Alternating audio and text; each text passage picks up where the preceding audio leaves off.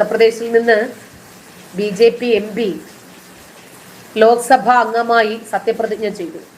അത് കഴിഞ്ഞപ്പോൾ അദ്ദേഹം ജയ് ഹിന്ദു രാഷ്ട്ര, ജയ് ഭാരത് മാത എന്ന് വിളിച്ചു. അദ്ദേഹത്തെ സംബന്ധിച്ചിടത്തോളം അദ്ദേഹത്തിന്റെ വിശ്വാസപ്രകാരം അങ്ങനെ വിളിച്ചു. ഇതൊരു ഹിന്ദു രാഷ്ട്രമാക്കണമെന്നൊന്നുമല്ല. മുഹമ്മദ് അലി ജിന്ന പറഞ്ഞത് മതേതര രാജ്യമായി നിലനിൽക്കുന്നതിനേക്കാൾ എനിക്കിഷ്ടം ഹിന്ദു രാഷ്ട്രമായി നിലനിൽക്കുന്നത്. പക്ഷെ അന്നത്തെ നമ്മുടെ രാജ്യത്തിന്റെ ശില്പികൾ അത് അംഗീകരിക്കാൻ തയ്യാറായില്ല. ബഹുസ്വരമായിട്ട് നിലനിൽക്കട്ടെ എന്നാ പറഞ്ഞു. ആ സമയത്ത് MP ഇത് പറഞ്ഞതേ ഉള്ളൂ. അപ്പോഴേക്ക് രാഹുൽ ഗാന്ധിയും കൂട്ടരും ഭരണഘടന പൊക്കിപ്പിടിച്ച് പാർലമെന്റിൽ പ്രതിഷേധം പ്രകടിപ്പിച്ചു. ആലോചിക്കണം, ഒരു കാര്യവും കൂടി ഇതിനകത്ത് കൂട്ടി വായിക്കണം. ആരുടെ പിന്മുറക്കാരാണ് ഈ ഭരണഘടനയെ പൊക്കിപ്പിടിച്ചതെന്ന് ചിന്തിക്കണം. ഒരു കാലത്ത് അച്ചമ്മ എന്താ ചെയ്തത്? ഭരണഘടനയെ പിച്ചിക്കീറി ചവിട്ടി അരയ്ക്കുകയാണ് ചെയ്തത്. അതിന്റെ 49ാമത്തെ സ്മരണ ദിനമാണ്. പക്ഷേ ഹൈദരാബാദ് MP ഒവൈസി സത്യപ്രതിജ്ഞയ്ക്ക് ശേഷം ജയ് പലസ്തീൻ എന്ന് വിളിച്ചപ്പോൾ വല്ല പ്രശ്നവും ഉണ്ടായിരുന്നോ? എന്തെങ്കിലും പ്രതിഷേധമുണ്ടായിരുന്നോ? ആ വേദിയിൽ രാഹുൽ ഗാന്ധി ഉണ്ട്. ഒരു മുന്നണിക്കും പ്രശ്നമില്ലല്ലോ. ഇല്ല. അപ്പോ നമ്മുടെ ഉള്ളിൽ കിടന്ന് കത്തുന്ന ആ രാജ്യവികാരം എന്താണ്? പലസ്തീൻ ജയിക്കട്ടെന്നോ? പാകിസ്ഥാൻ ജയിക്കട്ടെന്നോ?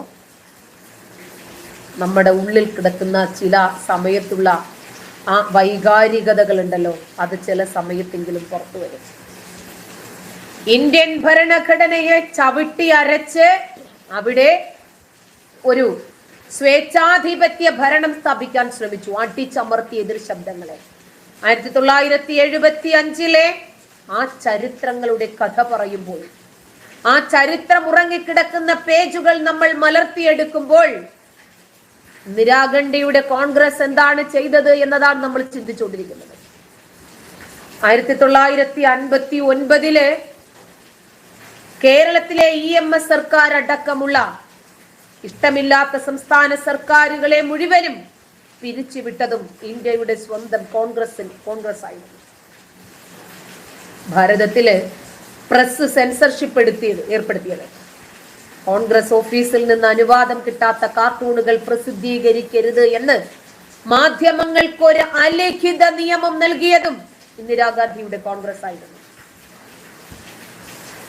ഇന്ത്യയിലെ അറിയപ്പെടുന്ന പ്രതിപക്ഷ നേതാക്കൾ ഇന്ദിരയെ അനുസരിക്കാത്ത കോൺഗ്രസുകാരടക്കം, അതായത് ജയപ്രകാശ് നാരായണൻ, മൊറാർജി ദേശായി, അടൽ ബിഹാരി വാജ്പേയി, അങ്ങനെ LK അദ്വാനി, കുറച്ചാളുകൾ, ഇവരെയൊക്കെ അറസ്റ്റ് ചെയ്ത് ജയിലിൽ അടച്ചതിന്റെ പേരല്ലേ സ്വേച്ഛാധിപത്യം? അത് ചെയ്തത് കോൺഗ്രസ് അല്ലേ? അതായത് ഇന്ദിരാഗാന്ധിയുടെ ഈ സ്വേച്ഛാധിപത്യ അടിച്ചമർത്തലുകൾക്കെതിരെ ശബ്ദിച്ചതിന്റെ പേരിൽ കുൽദീപ് നയ്യാർ അടക്കമുള്ള അനവധി മാധ്യമ പ്രവർത്തകരെ അറസ്റ്റ് ചെയ്ത് തുറങ്കിലടച്ചു. അതേ ഇന്ദിരയുടെ പിന്മുറക്കാർ അതേ തലമുറയിലെ വാഗ്ദാനം സ്വന്തം കയ്യിൽ ഭരണഘടന എടുത്തുവെച്ചു. ഇതാണ് കാലത്തിന്റെ കാവ്യനീതി. അതായത് അച്ചമ്മ ഭരണഘടനയെ വലിച്ചു കീറി ഞാൻ ഉണ്ടാക്കും നിയമം എന്ന ധാർഷ്ട്യത്തോടെ ജനാധിപത്യ ഭരണഘടനയെ പിച്ച് ചീന്തിയപ്പോൾ കാലം നൽകിയ കാവ്യനീതി കണ്ടോ? ആ MP വിചാരിച്ചപ്പോൾ ആ ഭരണഘടന കയ്യിലെടുത്ത് നെഞ്ചിലേറ്റാൻ രാഹുൽ ഗാന്ധിയെ പ്രാപ്തനാക്കി. മനസ്സിലായില്ലേ? അപ്പം അത്തരം ഒരു സാഹചര്യം ഇവിടെ ഒരുങ്ങിയത് ഏത് സാഹചര്യത്തിലാണെന്ന് ചിന്തിച്ചു നോക്കിക്കേ. ഒരുപാട് ചീത്തവിളിയൊക്കെ വരുമെന്ന് എനിക്കറിയാം. കാരണം കൈകാര്യം ചെയ്യുന്ന വിഷയം അതാണല്ലോ, സ്വാഭാവികമാണ്, ഒരു കുഴപ്പമില്ല.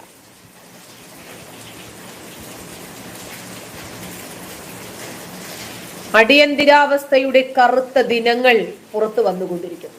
ഇന്ന് ഒരു പക്ഷേ നമുക്കതിനെ സോഷ്യൽ മീഡിയയോട് നന്ദി പറയണം. നമ്മുടെ അഭിപ്രായങ്ങളൊന്ന് രേഖപ്പെടുത്താൻ, ഈ വിഷയത്തിലെ നമുക്ക് നമ്മുടേതായിട്ടുള്ള നിലപാടുകളൊന്ന് ഉറക്കെ പറയാൻ, നമ്മളുടെ പ്രതികരണങ്ങളൊന്ന് ജനങ്ങളെ അറിയിക്കാൻ ഒരു മാധ്യമം നമുക്ക് ലഭിച്ചു എന്നത് ചെറിയ കാര്യമല്ല, അതൊരു വലിയ കാര്യമാണ്. ഇന്ത്യൻ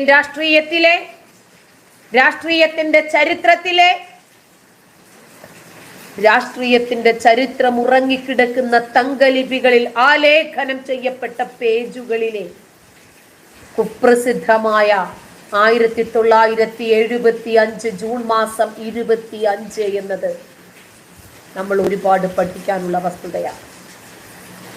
ഇന്ദിരാഗാന്ധിയുടെ ഭരണകൂടം പ്രഖ്യാപിച്ച അടിയന്തരാവസ്ഥ സ്വതന്ത്ര ഇന്ത്യയുടെ നെഞ്ചിലേക്ക് കുത്തിയിറക്കിയ കഠാരയായിരുന്നു എന്ന് മനസ്സിലാക്കാൻ ഇന്ന് നമുക്ക് സാധിക്കുന്നുണ്ട്. അന്ന് ജനാധിപത്യത്തെ പിച്ചിക്കീറി വെയിലത്ത് വച്ചുണക്കുകയായിരുന്നു ഇവർ ചെയ്തത് എന്ന് മനസ്സിലാക്കാൻ നമുക്കും സാധിക്കുന്നുണ്ട്. ഈ രാജ്യത്തിന്റെ മാറിലേക്ക് ആഴത്തിൽ ഇറങ്ങിയ ആ കഠാരയുടെ മുറിവിൽ നിന്ന് ഒഴുകിയ രക്തം നമുക്കൊരു പക്ഷേ രാഷ്ട്രബോധത്തെ ഉണ്ടാക്കി തന്നു. ഒരുപക്ഷെ ജനാധിപത്യ ബോധ്യത്തെ കുറച്ചുകൂടി ഊട്ടി ഉറപ്പിക്കപ്പെട്ടു. രാഷ്ട്രീയത്തെക്കാൾ വലുത് രാഷ്ട്രമാണ് എന്ന ചിന്താഗതിയിൽ വലിയ ഒരു വിഭാഗം ആളുകളെ ഉയർത്തെഴുന്നേൽപ്പിക്കാൻ ആ കഠാര കൊണ്ട് ചിന്തിയ രക്തത്തിന് സാഹചര്യമൊരുക്കി. രാഷ്ട്രീയത്തെയും സാമൂഹ്യ ശാസ്ത്രത്തെയും സാഹിത്യത്തെയും സിനിമയെയും ഒക്കെ ഉൾപ്പെടെ സമൂഹവുമായി ബന്ധപ്പെട്ട മുഴുവൻ മേഖലകളുമായി ബന്ധപ്പെടുന്ന സാഹചര്യങ്ങളെയും ഒക്കെ മാറ്റിമറിച്ചു. ഭരണകൂടം തന്നെ, അതായത് ആരാണോ സംരക്ഷിക്കേണ്ടവർ അവർ തന്നെ സംഹാരമാടുമ്പോൾ അതിനെ എതിർക്കാൻ കയ്യിൽ കിട്ടിയ ഒരു കച്ചിത്തുരുമ്പ് കൊണ്ടെങ്കിലും നമുക്ക് പ്രതിരോധിക്കാൻ സാധിക്കണം എന്ന ഒരു വലിയ ആശയമാണ് ആ അടിയന്തരാവസ്ഥ കൊണ്ടൊരു വലിയ ജനതയ്ക്ക് ലഭിക്കുന്നത്. അതായത് നമ്മുടെ രാജ്യത്ത് കുറ്റകൃത്യങ്ങൾ സ്വാഭാവികവൽക്കരിക്കപ്പെട്ടപ്പോൾ ആ പ്രതിഭാസത്തിന്റെ മറ്റൊരു ഇരയായി ഇന്ദിരാഗാന്ധി മാറിയപ്പോൾ ചരിത്രം നമുക്കൊരു പാഠം നൽകി. ഇത് ജനാധിപത്യമാണ്. ഈ ജനാധിപത്യ വ്യവസ്ഥിതിക്കെതിരെ ആര് രംഗത്ത് വന്നാലും ശരി, അതിന് ഈ രാജ്യത്തിന്റെ പ്രധാനമന്ത്രിയാണെങ്കിലും ശരി, പ്രതിരോധിക്കാൻ, പ്രതികരിക്കാൻ, വിമർശിക്കാൻ നമ്മൾ ഓരോരുത്തരും ബാധ്യസ്ഥരാണ് എന്ന ഒരു വലിയ ആശയം അന്ന് രൂപപ്പെട്ടു.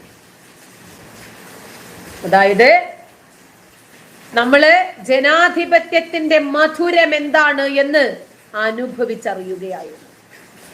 ഭരണഘടനയെ പൂർണ്ണമായി തള്ളപ്പെടുകയും ജനാധിപത്യത്തെ അടിച്ചമർത്തപ്പെടുകയും ചെയ്ത് രാജ്യം ജയിലിലായ ദിവസം, നമ്മുടെ രാജ്യത്തിന്റെ സ്വാതന്ത്ര്യം കൽത്തുറങ്കിൽ അടയ്ക്കപ്പെട്ട ആ ദിവസത്തിന്റെ ഓർമ്മയ്ക്കാണ് ഇന്ന് 49 വർഷം തികയുന്നു എന്ന് പറയുന്നത്.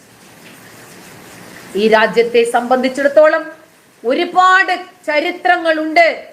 വളച്ചൊടിക്കപ്പെട്ട ചരിത്രങ്ങൾ മാത്രം സ്വന്തം രാജ്യത്തെ കുറിച്ച് പഠിക്കേണ്ടി വന്ന ഹതഭാഗ്യവാന്മാരായ നമുക്ക് ഇന്ന് മനസ്സിലാക്കണം പല വിഷയങ്ങളും. കഴിഞ്ഞ ദിവസം നമ്മുടെ കേന്ദ്രമന്ത്രി സുരേഷ് ഗോപിക്ക്